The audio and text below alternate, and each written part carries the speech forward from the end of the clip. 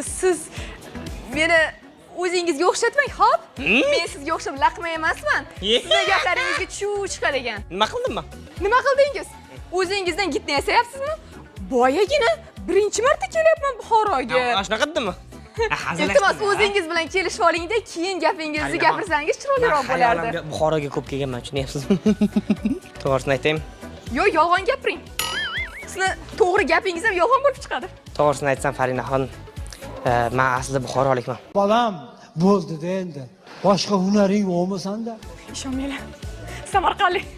Bexay, men devona emasman, siz Allohga.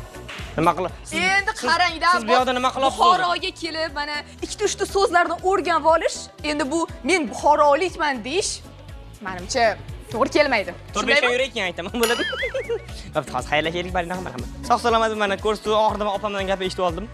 O'zinglarni asranglar, sog' salomat bo'lasizlar. Kamroq gapir.